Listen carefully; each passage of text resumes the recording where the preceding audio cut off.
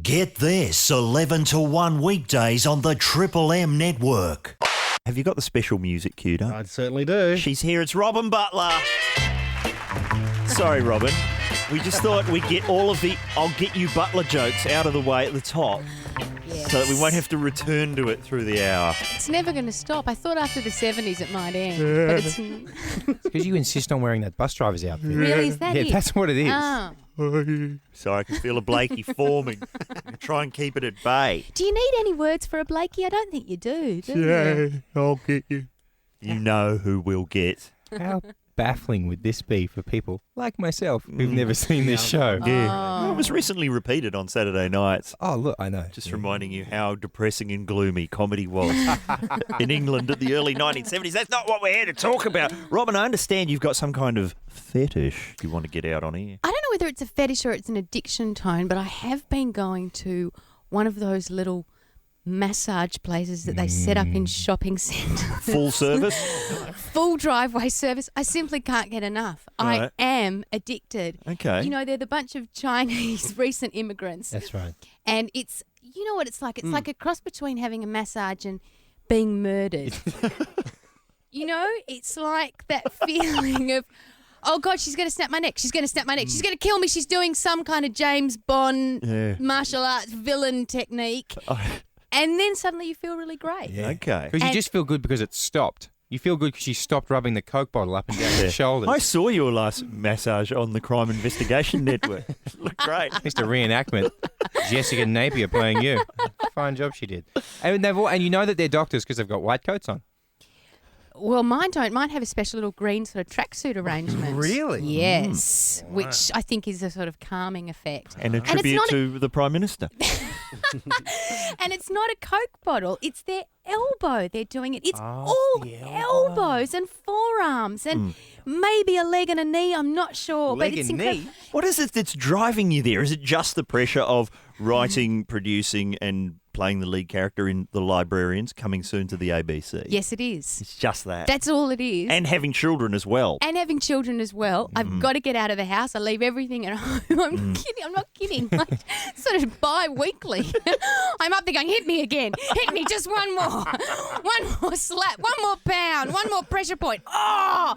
They say, you must release your chi. And I say, oh, yeah, but all that's just hurting a little bit too much. They go, no, but you must release your chi. All right. Is it out yet? Have you got rid of it? The chi? Yeah. I don't know. Does it sound like I Are have? the kids at home trying to roast their own chicken for lunch? Pretty much. And you're lying there and they're really, you know, Yeah, they're at you. they're really at you. Oh, yeah. And it's so bizarre because I'm in the posh shopping centre and outside, you know, you can just hear, Hugo, Amelia. I'll be in Minimax. Do they give you the privacy and the dignity of a little curtain, or is it out in the open? It depends what you pay for. Oh, really?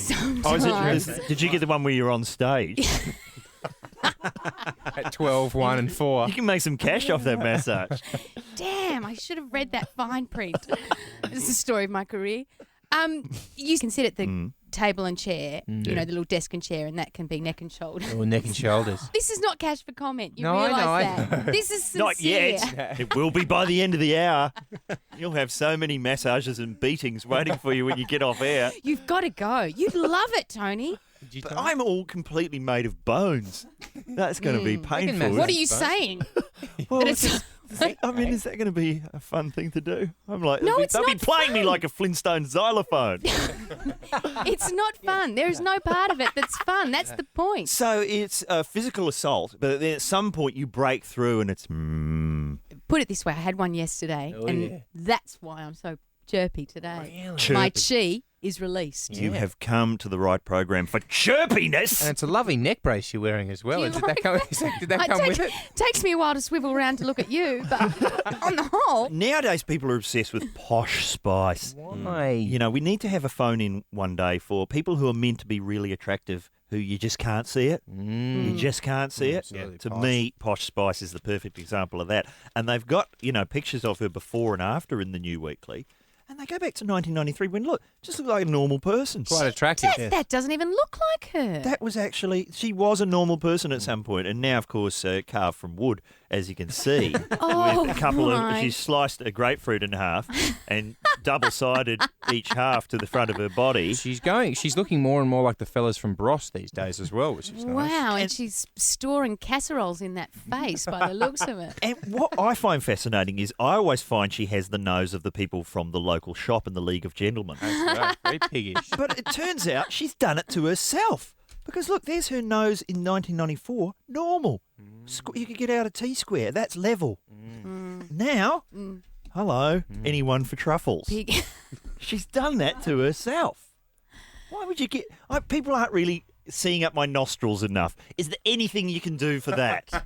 Somewhere somebody's shown her a picture of what attractive is meant to be, I think. You know how you see those pictures every now and again of, this is the perfect version, and somehow I think she's tried to knife herself until that happens. Can you be arrested for physically assaulting yourself over a number of years at enormous cost? Wouldn't that be great? We'd lose such a lot of nutbags. That would be awesome. Robyn, Ed Cavalier, I saw you having a chat to him off air. Was he mentioning his singing career to you at all? Oh, Constantly, Tone. this is a real What? gear change, Robyn. Don't fall for this. Not a gear change. He's just trying to play some awful singing. No, we're not going to do that. We're going to play this. Candle, candle, burning bright. What met you at Christmas night? All the things you like to do is gone until morning comes again. Those lyrics were written by a 4-year-old. It's sung by Ed Cavalier. What possible reason did we have for playing that? I'm hoping that'll count as a song. All right. I don't think the music department will see things my way. That was the worst of them too, Robyn. I have Oh, to the admit. worst of them. I thought Okay. you were magical. What was Ed. the best of them then? The best of them is the Takes the wild honey. yeah, that one. Okay, that one. cue That that one up. really rocks along. We'll go out on that one. But in the meantime, I'm sure we've all seen this story. Mentally ill man posed as doctor in emergency ward. This happened in Wyong Hospital. Bloke was getting around consulting patients in a security breach that exposes the worsening staffing crisis in the nation's hospitals. He was able to examine 5 patients before being challenged while trying to escort one of them outside for a cigarette. That's a fantastic procedure. Heart trouble? Outside for a fag, I reckon. Really, Doctor? Okay. He was exposed because every time he spoke, you could just faintly hear this noise. That's how you spot him. And we're Simple using block. that as an excuse to do, as this man has done. A guy called up Brian. He Right. drives a truck. He's just going to go out of range of the show. Oh, right. So he's So- getting in now. Good So on he- you, Brian. He wants me to say, is Ed an imposter basketball coach? He claims he knows nothing about sport. That is an interesting dichotomy. You do say constantly you know nothing about sport, and then talking about, firstly, the Sheffield Shield, Yes. and then about coaching Bridget DeClose's basketball team, which is what he does, Robyn. What I should actually do is qualify this. I actually do know a lot about sport, but not football's not my like AFL football Right. and rugby league is not my strength. Yeah. But I'm educating myself by watching classic grand finals on the Foxtel. You are a Renaissance man, Well, Ed thank you Cavalier. very much. I eat sausage rolls while I do it. Okay, welcome to the Renaissance. Okay, so you're not really an imposter there. No. Have you pretended to be somebody for Well, you know. outside of the context of acting? Yes. Well, No. I used to pretend at university when I was about to get kicked out, Robyn. 3 times I was meant to get kicked out of university for not attending because I was in plays. That all went same. Oh, they're Hey, high-five. I'm High-five. hearing you, brother. High Everyone five is- for student drama. It's becoming high five central. And around hello here. to everyone who's currently putting talcum powder in their hair to try and make them look older at a university production, which Or I to have stop done. the grease. There it is. Either way, Oh, works either way. keeps the nits at bay. And I used to have to go and make up a story to the counsellor to keep myself in university. Oh, we know there's a great one that people can use, which is Sexuality crisis. sexuality crisis. It was the weirdest thing, Robyn. Every now and again, when exams would roll around, suddenly I liked dudes for a week. Time off. I was Acting ahoy. I was super. I super would love to confused. do the exam, Professor, but I can't stop staring at the guy in front's bum. Bang! Has he been working out? Have you been working out? And then Here's your note. before you know it, bang, back in there, back in the class. Well, You that's are clever. that's practical. Robyn, do you, outside of your acting work, do you pretend to be somebody else? Well, occasionally. I did once pretend to be Sigrid Thornton. Oh, I can see Yeah. that. in the Thornbirds. See? That was Yes. you. Not Yes. You could do an excellent Sigrid There Thornton. is a bit of that. And over the years, she will probably be horrified to hear this, but we have sometimes been confused. I'm not sure Really? she's been confused. Me and Catherine McClemens, Yeah. Oh, yeah. Sigrid Thornton, we could be sisters. We you could were play the sisters in all on the with thing. Diver Dan for weeks there. That's yeah, right. yeah, I he was loved onto every it. second of it. So how do you... Okay. Well, I was in an RSL club in Canberra. Right. That happens to me all the time. I'm in an RSL club. For some reason, I was there, and a guy came up to me and asked me for my autograph because he couldn't believe that Sigrid Thornton was in the RSL in Canberra. Playing the Penguins pokey trying to get the feature. Handling the chook raffle. And I tried to argue with him. I actually did try to say, I'm not Sigrid Thornton. I'm Right, actually not he Sigrid wasn't Thornton. having it? He wasn't having it. So eventually I signed Sigrid Thornton's Fantastic. autograph. I don't know. It's probably on eBay and it went for $9 million. Man, How about that? going right. And I'd like to think that Sigrid Thornton is maybe pretending she's you. Just at your house with your kids and Wayne. And when you come in, she scuttles out the back door. To get more fish oil. Now, look, I know you've got a history of larceny and imposter work, That's true. Mr. Marsden, but we are going to have to No, go to a that's song. right. We've Oh, I'm waffled up. sorry. We're going to get My to it. fault. It's going to get me in trouble anyway, that story. Everyone will get it out of their system by the end of the show. But let's let the listeners have a dip. When did you pretend to be somebody else? 133353. Taste the wild honey. Listen to the sound of the wind that's blowing through the trees. Oh, sorry, that was the good one, Robyn. Oh, that was the good one. Hello, Alex. Wasn't me, it was my friend at the big day out this year. We were going to an after party, and my mate looks like the lead singer from Tool, Right. and he pretended to be him to try and get us into a nightclub. Oh, And how'd you go? Bouncer's gone, do you have a pass? And my mate's gone, I don't need a pass. Don't you know who I am? And voice behind us goes, actually, I do need a pass. really? And it was him. Oh, and it was...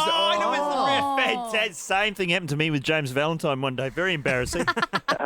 Wow, that's a beauty. Good job. See, what you need is someone who's like really well known, but people don't quite know what he looks like. But he's like that. Maynard is his name. Yeah, Maynard. Yeah. Yeah. Because he often stands up the back and he's sort of often in shadow on stage. Or it could be anyone. Yeah. Well, who else has been pretending to be a tool? Ed Cavalier. Hello, Boris. How are you? I drive an excavator, so got the job to dig out a new crocodile pit at the Currumbin Bird Sanctuary on the Gold Coast. Right. Wonderful sanctuary. It's a beautiful sanctuary. And I jumped out with the excavator to take some levels down the bottom there, and a whole heap of Japanese tourists just happened to be walking past. Yep. And they called out, 7 years ago, they called out, Steve-O, and they all thought I was Steve Earle. Oh, did you go along with it? Yeah, I went along with it. So in the pants somewhere, there's photos of all these ladies with their arms around me as What? Steve-O. And were you busting out the catchphrases and the moves? Yeah, I did. Going up the bank to get to them, I threw a couple of rolls and, they loved it. Good on you. Good show, mate. There's the advantage. We all look the same to them. Yeah. Nice Don't work. we? Absolutely. Well, and not making fun, but now that Steve Irwin has moved on, that's an impersonation you can't do anymore. That's true. No. And that's always terrible when that, one day the guy who played Blakey on the Buses is going to pass away. And Yeah. suddenly, won't seem as It's not amusing. going to make any sense. I always remember when Hervé Villachez died. So do I. You could just see how sad Daryl Summers looked for weeks on Hey Hey It's Saturday. Another one gone from the repertoire. Thank you, Boris. G'day, Riley. Oh, g'day, fellas. How you going? Excellent. What have you been doing? Oh, well, when I go out and I'm probably not the most handsome person going around, I tell girls that I'm a dolphin trainer from SeaWorld. Oh, and that gets them on side? I've picked up a couple of lucky young ladies from it. Really? And do you carry a whistle and a bucket of pilchards just to make your story look kosher? No, if I receive a phone call or something, like it's usually mum as well, I pretend it's another trainer and we're talking about the dolphins. Oh, and what kind of technical shtick do you come out with to make this convincing? I just say, make up random names and say, why don't you move that dolphin to the other enclosure and vice versa. Fantastic. Wow. And It's not a brilliant plan, but it's a really great plan. Because and it's so specific. And it's Yes. unique. And women love dolphins, so clearly they're going to love a man who can communicate with dolphins and be in command of dolphins. Just try a bit of that. Ladies love that. Good on you, Riley. I'm going to I'm all Sorry. hot and sweaty now, Sorry, Tone. that should have been beeped. Yeah, that shouldn't have gone to air. That was That's amazing. very fruity. Thank you, Riley. Hi, Peter. How are you? Oh, this was probably more than 20 years ago. School holidays. Me and my brother were a bit bored, so we just randomly pulled a number out of the phone book, and I managed to convince this guy I was from Tattersalls and that he'd won second division in Tats Lotto. Oh dear. And what breakfast show do you host now? Well, okay, that's an imposter. Pretending bad. to be a lotto official. I would like to be one of those 3 adjudicators on the lotto, though. So serious. What exactly are they looking for? Don't you think they should get Kyle one week to just Have a go at the numbers. Yeah, I reckon. That was Call that- bullshit. That was bullshit, number 9. Call that 17? Doesn't look like 17 from where I sit. It is a very confusing situation out there with the Kevin 07 T-shirts. See, that rhymes. You know, and people love things that rhyme. John, soon to be gone. Yeah, that's nice. That No, works. it's not helping. Yeah, see, I don't know that we know what we're talking about here. You know who I listen into to get political information? Murray Tregonning? Wow. Guy who did the sound effects on Hey Hey It's Saturday. Yeah. Is he doing political reports now, is he? As far as I know. Now we cross to Canberra. Nas! Oh, Paul Bongiorno. of course. He gives you a great analysis on the 10 News. Check this out. Labor's campaign T-shirts mirror the latest poll results. It's Kevin in 07. The government's far from impressed. Oh, look, people are looking at Kevin Rudd the way they look at Big Brother. In that, oh, why am I saying that? Because Big Brother's rubbish. Yes, Big Brother is rubbish. People quite like Big Brother, don't they? Yeah, but just say it's crap, because then it'll sound like Kevin Rudd's crap. Yes, Kevin Rudd is crap. Oh, sorry, I missed a link in the chain, I think. Just say that he's crap. Yes, he's crap. Well, Exhibit A, desperation. Peter Dutton. In News poll, Labor's vote even increased, back to a 12-point lead. John Howard refuses to let the fog of despair get to him. No, well, I'm not letting the fog of despair get me down. That's all very well, but we simply wanted to know the title of your favourite song by Smash Mouth. In Parliament, another rabbit out of the hat. Ta-da! Look at it. It's going for the bit of lettuce. You just sellotape rabbit hairs onto a cat. Member for Melbourne. Look, the cat straight rabbit is irrelevant. What I'm saying to you is we've got to streamline, I don't know, Queensland. Now, go with me, right? I'm suggesting a government based at Ripley's, believe it or not, on the Gold Coast. Now, listen, a more Ripley's-centric system of parliament will be more effective and surprising. Though Kevin Rudd is against the imposed streamlining, Peter Beattie is meeting fierce opposition. I just say to the people in Sydney and Melbourne, yeah, you Adelaide, say what you Perth, want, Peter, you're all hat Hobart, and teeth. why should you be paying for some political trickery by the Prime Minister? Look, there's no trickery here, Peter. That's what you have to understand. And tell me, is this your watch? Thank you very much. In the party room, the Prime Minister gave his troops a pep talk.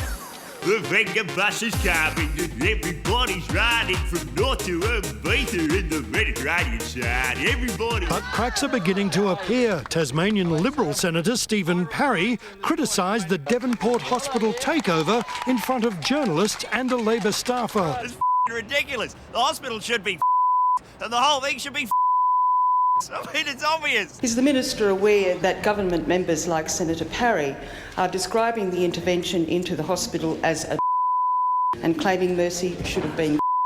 Oh, look, I'm not going to dignify that with a response, except to say that finger bus is coming and everybody's riding from north to Ibiza in the Mediterranean side. For Bongiorno 10 News. There you go. Is it making sense now?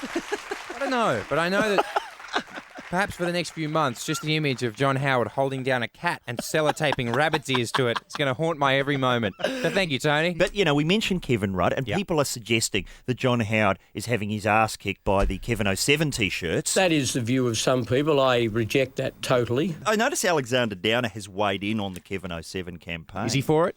No, he says Kevin 07 is all style over substance. He labels the website and the T-shirts as a new American-style stunt. He's just copying the Americans, says Mr. Downer. What's wrong with that? They're just copying the Americans. That's all. Oh, hang on. Yes, Mr. Bush? Yes, where would you like to send some troops? Sure. Wherever you want. What? We'll just have whatever you're having. They'll be fine. Yeah, same as you. He's just copying the Americans. Yeah, I hate that. Well, Tone, we're thinking about maybe talking about the Netherlands today. The Netherlands? Yeah. Why is that? Well, Tone, because... People want Dutch. Oh, dear. Hello, new listeners. That can't be explained. What do you mean people want Dutch? A lot of people emailing in, Tone, about guess who and guess where. Stuart Van Eysden's written in and said that Rex Hunt's recently been to the Netherlands. Well, it looks like there's something rotten in the state of the Netherlands. Well, hang on, Pierre Van Hoogendown. Let's just wait 1 second and hear what happened. Stuart writes in and says that he recently had a family reunion with a bunch of my relatives who'd flown in fresh from Holland. At one point, I went fishing with them, and somehow the name Rex Hunt came up in conversation. Right. Well, it turns out that Rex Hunt is huge in the Netherlands. Ah! He's on every morning, and they all know who he is. They don't particularly like him, and they all think he's a bit crazy, but they do know who he is. This is dizzy stuff, folks. Wow. It really is. Beautifully pointed throughout the segment, I have to say, Ed. much. Nicely cued. Yeah. Okay, so we were perhaps a little cynical about Rexy's involvement in the Netherlands. Yeah. Problem solved. Thank you, Stuart. You know, while we're talking about the Netherlands and, stuff that, well, goes on in Europe, in countries that may or may not exist, like I'm still not convinced there is such a place as the Ukraine. I know you're not. I get a lot of emails from there, a lot of gold, a lot of gold that I'm being asked to store on behalf of somebody else. Why your place? I don't know. I've just been targeted. How many times a week do I win $1 million and discover I'm the king of Nigeria? But now, someone else, Ertan Citizen has emailed us. He says, I was looking through a friend's blog. Oh, dear. Oh, dear. Wow. Ouch. I found something that might be of interest to the Get This team. This is an ad for someone called Dr. Sam, who's based in, he's a traditional healer, astrologer, fortune teller from West Africa. Oh, yeah. He's based in South Africa. And this is his ad that shows up on a lot of people's pages. Okay. It's like a standard one. I got a lot of ailments. What can Dr. Sam do for me? A miracle doctor that tells you all your problems. Good. He has powerful herbs that treat a number of diseases and problems, like he removes bad luck and gives good one. Wow. Win court cases, protection at home, business, cars, etc. You win a court case with a herb? I plead oregano, Your Honour. Win lovers at work, school, home, etc. All right, now what's his number? Win lovers at work, now we're talking. Well, at home. Just got to win some lovers at home. Man, tell you what, that Auntie Jane, she's hot to trot. There is so much action here at home. She will not give me another look. Oh, here we go, there's a herb. Listen to this, though. For sexual problems of men and women, we make men's penis big, tall, strong permanently. And just so that you don't think cement, the men are getting all the action, this is word for word, we make women's vaginas small and restore virginity. What are these herbs? Wow. We restore women's natural sweetness in bed. So when they've gone a bit George and Mildred, bang! Some of these herbs sorted. Win Lotto Casino and restore talents. So if you've been on potluck in the mid-90s and the dancing with the piece of wood didn't go too well, get some herbs, bang, you're back out there. Australia's Got Talent. Here's something good. Getting jobs quickly, promotion at work, passing exams and securing loans quickly. Not bad. Quickly. Got a lot to do, though, with all that action at home. That guy that came in for the loan, he smelt of basil. Put him at the top of the pile. Women wanting to be attractive, quick marriage, quick divorce. That's what they're looking for, the ladies. Now, I can think of a herb that would help you with quick divorce. If you came home smothered in manure every day, you'd probably get a fairly quick divorce. Wouldn't you, Rich? Yeah. But what about this? You should try it. Control wife from other men. Yes, exactly. Exactly. Mind powers. Yeah. Women and men who can't produce. Oh, just I just got executive producer credit, so I'm not ready. Not ready to produce yet. Funding hasn't come through. Wow. And finally, control addiction from smoking, drugs, and drinking. Results in 5 days. Pay after the problem is solved. So in 5 days, you can make yourself more attractive, get a quick divorce, restore your virginity, crack onto someone at home, and remove all that bad luck and give some good one. So you're telling me I could get addicted to heroin on Sunday? Yep. Get into it Monday, Tuesday. Sure. On the herbs. Yeah. I'm right for work the next Monday? Yeah, and you're married to your sister. Fantastic. Just call Dr. Sam. He's advertising on the internet. Trustworthy. I'd say trustworthy. What about things you hate that everyone else likes? Bang. I'm going to go for one from the real world. Yeah. Like polite conversation. Can't stand. You hate polite conversation. I can't stand it. You prefer a row. Yeah. It's what I'm used to. It's what I grew up with. That's what I grew up with too. Let's have a moody silence. Makes me so much more comfortable. So have you been dragged into a polite conversation No, recently? you know the ones I mean. Like someone comes in and goes, "Hi, hi, how are you? Good. How's your day? Good. What's happening? Just the normal. I don't care. Like, just let's talk about something that you're really into." That's usually because they're trying to crack onto you because they've seen you on Thank God looking muscly. No, it's not. is. It's not, unfortunately. It is. Maybe they're I've going seen through it you. happen. What, Richard? Maybe they're going through you to get to me. I thought that you jettisoned a lot of the ridiculous chit chat from one of your best friends' conversational areas. What do you mean? One of your friends told you that all they can talk about is movies. Oh, my friend called me up and said, "Ed," I said, "Yes," remain nameless maniac. "From now on, all I want to talk about is hot roots and films." I said, "All right, yeah, that works for me." He hangs up. Isn't that the philosophy of this program? Calls me back 30 minutes later and goes, "Forgot one. Footy. Sorry, mate." And I said, "Well, hang on. How about food?" He goes, No, if you put food in, you got to put sleep in. I don't have time." And it is the best relationship you could ever hope for. Well, that's pretty broad, polite conversation. I'll keep it broad with just sports. No. I do try. I make an effort. I follow the cheese rolling every year. That amuses me. The sumo wrestling is a funny sport. And if you've seen this bloke here... The American guy? No, one of the top sumo wrestlers. Oh, yes. In Japan. Asahoyu, the indisputably successful but persistently scandal-struck sumo wrestler. yes, Several weeks ago, he announced he was not fit to take part in an August tournament in Tokyo, produced a medical certificate attesting to nerve and ligament damage and a fractured back.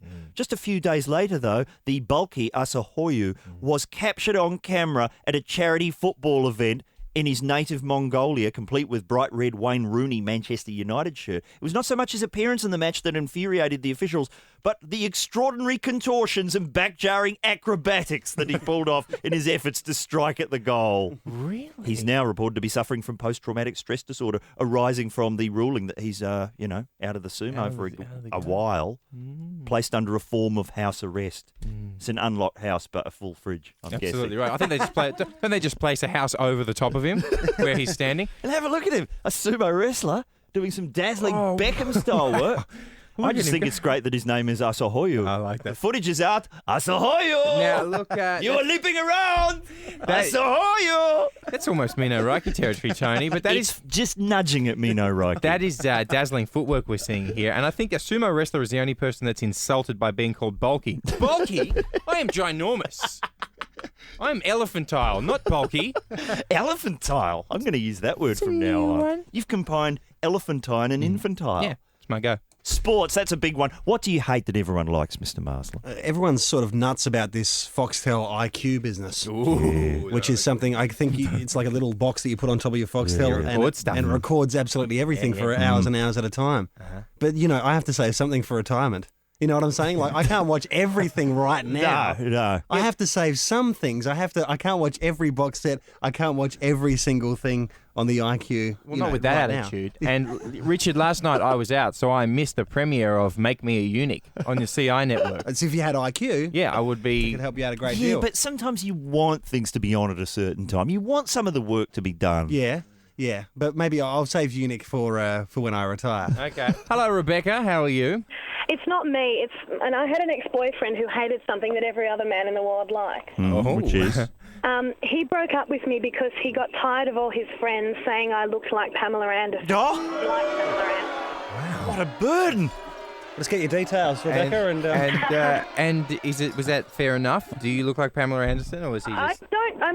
I look a little bit like her. I look less plastic, but Okay. there are similarities. But I just thought it was really funny because apparently every man in the world loves Pamela Anderson, and he actually broke up with me because he doesn't. And who's he going out with now? Someone who's brunette and short. Someone who looks like Linda Hunt. Ooh, there you go. From the Year of Living Or Dangerously. Cherry Blair. All right. It's Tony Wilson. Hello, sir. Is Harry High Pants in the shops yet? It is Harry High Pants, which I sizzled 3 months out. Yeah, well. Publicists tell you not to do it. Well, I eschewed that advice. Yeah, they do tell you, don't sizzle too early or else it's trouble. It says High Pants Mania will just peak before it's in the shops. Well, basically, High Pants were right out when I wrote this book, but now High Pants are back to some extent. De rigueur. Misha Barton, she wore very high She's pants got high recently. pants on, you're absolutely right. She does. She wears a lot of pants. What does she actually do? She swans. Was she in a show once? She was in the OC, wasn't she, at one point? I think she has haircuts now professionally. I wrote this before this news story broke, but a guy over in America by the name of Derek Shepherd, who's a Republican senator, he tried to introduce a law which was a pants law. Basically, he was after low panders. Yeah, he was. That if you expose G-strings or boxer shorts or whatever, then you could be fined $500 or even face 6 months jail. The law was voted out. But my main character, other than Harry High Pants, is Roy Bland, who comes to town and tries to get a pants law up. Bang. Look at this. Pants law. So basically, pants freedom is the moral of the story. And Someone who was screaming at our show in the last hour is Chris at Chris's shop in Brisbane, where you can still buy Bubble O Bill, Monaco bars, Pop Rocks, and Hubba Bubba. Well, we never suggested Hubba Bubba was off the shelves. You notice that Monaco bars were always Monaco with a long A, but when they talk about the Monaco Grand Prix, it's Monaco. Yeah. And I've always wondered, is there any correlation between the Monaco bar and Monaco? Yeah. Is it a tie-in? It's like Alan Bro. Shouldn't it be Bruff? It's spelled Bruff. Like Rob Bruff. Shouldn't it be brew, like the word through? Shouldn't it be brow, like the word bow, B-O-U-G-H? You see what I mean? I know for Alan Bro, I read the news on a community radio station, and Alan Bro did me in because when I got to Mel Bruff, I did Bro for a few days. people called in. You are on the community radio, Tony, and one thing we have to congratulate you on is great phone topics. Yeah, you guys are great. You come up with great ones on your show. What was that movie montage one you did? Yeah, Sam Payne came up with this one. Movie montages, favourite movie montages. You got one? No, I was just sorry. That's my. Sorry, I thought he was at a 21st speech. I've known Tony many years. The bride and groom has a kiss. I think 10 Things I Hate About You. Yeah, had a paintball montage in it that I like. Dumb and Dumber, a terrific playing in the snow montage that culminates. What about Clubber Lang punching people's heads in at the start of Rocky 3, set to Eye of the Tiger? Well, Rocky 4 is the superior montage in the Rocky franchise, where you've got I think the au natural Rocky in the snow lifting carts and chopping wood and so forth versus Drago. Ivan Drago. Any movie, no matter how disturbing, can be enlivened with a shopping montage. I remember Julia Roberts in Sleeping with the Enemy, simply because Pretty Woman had been such a big hit just before. They've gone, well, she's got to have a shopping montage, and but she's hiding from a serial killer in a small town. She can go shopping though, can't she? So there she's trying on clothes to Brown-Eyed Girl while fleeing from her stalking serial killer husband. The idea was flagged in dead calm as well, you know? Let's put a shopping montage in.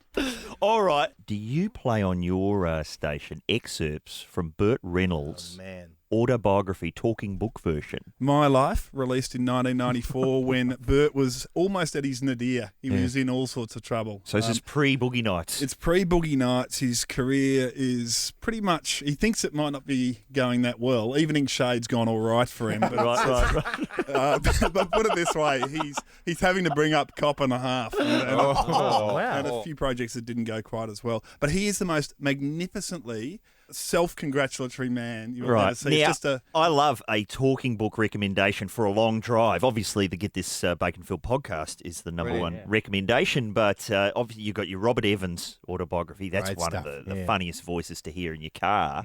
What does Burt Reynolds bring to the table? Well, one thing he does do is when he plays himself, he puts on another voice. So even though he's reading his own autobiography, at one point, for example, he's in a car accident when he was 19. He says, I was in the best physical shape of my career. So he's there. He's in a car accident, a very serious one. Right. And all of a sudden he starts yelling from the shell of a wrecked car, "Don't tell my dad! Don't tell my dad!" And it's not his voice that he's been reading the autobiography in. He's cast himself as a hick in his own autobiography. And all lines in it are as though written in a B-grade movie script. So the lines of his life. So I really heartily recommend My Life by Burt Reynolds. Fantastic. The episode of My Life that I'd love to send to you, Tony, is I heard on one of the podcasts that the only video your school had was a Burt Reynolds flick. So whenever they were filming The end. Well, this is so long ago. In fact, it was a 35mm print. And whenever the sports was cancelled or rained out, we would have to traipse into the assembly hall and watch The End, directed by and starring Burt Reynolds with Dom DeLuise, comedy about suicide. Do you know how he finishes his piece on that? He said, I watched that movie and I thought, yeah, I'd work for that director again. And he did. On Sharky's machine. We don't have time to get through the full Burt Reynolds story. We've got to talk about things you were forced to wear as a youngster. Because my nephews they did a dance concert last year for Christmas. Oh, how old are they? They're 6 and 4. So you're old enough to remember that. They're 5 and 7. And because my sister's a dance teacher and she has her own dance school, and so, but they had to dress up. They were in pretty much every single show. So I've got a list here of some of the things that they dressed up as. Yes, the Candyman. Oh, now I don't know, the Stephen King movie. No, it wasn't the Stephen King, but it was a horror movie. Yeah, if you say Candyman into a mirror 5 times, bees get you. Sammy Davis Jr. Is reanimated from That's I think. True. Can't remember the plot of that film. Just little kids in candy stripes and what have you. Woody from Toy Story. Little birds dressed in feathers and wings for Rock and Robin. Oh, wow. That's true. And the list goes on, but all I can think of is the 21st speech because I'm their godfather and it's just going to be a slideshow. Oh, yeah. That's all that's going to be. Exhibit 25. Well, you bring that up, Richard. If you look at the photo album that my mum's compiled, for Book Week each year, there's like a montage of me and my brother crying. There's the Saucepan Man with tears streaming down our face. There's Rudolph the Red-Nosed Reindeer with tears streaming down the face. And it went right on into adulthood. I mentioned that she dressed me as a gypsy for a friend's 21st. I was a bit too piratey, I thought. But there was also, maybe the pièce de résistance was on Muck-Up Day in Year 12. She helped with my polar bear costume. Oh, good idea. She turned a lambskin into the chest hair, put me in Ugg boots, and actually went and bought a real live 12-pound cod and put it on a string on a stick. That's fantastic. I got sent home by the school. Really? And in fact, was the second person in 2 years to be sent home by the school. I was sent home because of the smell of the cod. The guy the year before was sent home for dressing up as Rambo and bringing in live ammo. So, well, what a legend. I think we've all got and so the photo album still exists. Oh, yeah. Beautiful. The tears. I'm thinking author shots for your books. I mean, why not a different one every book you do? With the cod. Tony, a Saucepan Man. Yeah. Well, I'm hoping the photo albums have been incinerated at my place because till I was 7, I was brought up by my mother and my grandmother who hated each other and lived in a house like split down the middle. Nice. Wouldn't talk to each Good other. atmosphere. And there was sort of a competition to see who could dress me up more. So my mum would go, right, so she's dressing him up as a sailor suit, rightio. Little Lord Fauntleroy time. And so I'd just be sent to school. Apparently I went to school in the 17th century. Pantaloons and stockings and enormous buckled shoes. Always and in a the broom for your chimney sweeping. In the photos, of course, you have to turn them round the other way because in every shot I'm being dunked into a toilet. But, that was, I guess, the late 60s. So we're going way back there. Wow. Ed Cavalier. Well, obviously my sister and I got around in sailor suits for a long time. Sailor suits. And I refused to wear the little hat with the bow hanging off the side, which meant that if I didn't wear it, I'd have to wear the sailor suit the next day and the next day until I agreed to wear the hat, and then I could go back to my regular programming. I have many brothers and sisters, but I met them throughout the years. They've been scattered throughout my life. But my sister I grew up with, which means she was the only one I had any hand-me-downs to get stuff from, Tony. Girly stuff? I don't know how many Care Bear shirts you had when you were a kid, man. But I had my fair share of tattered rainbow numbers.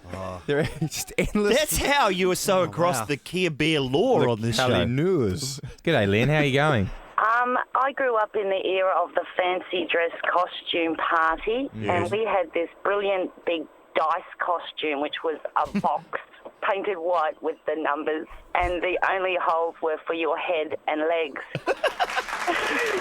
A dice costume. And how many times did that one come out?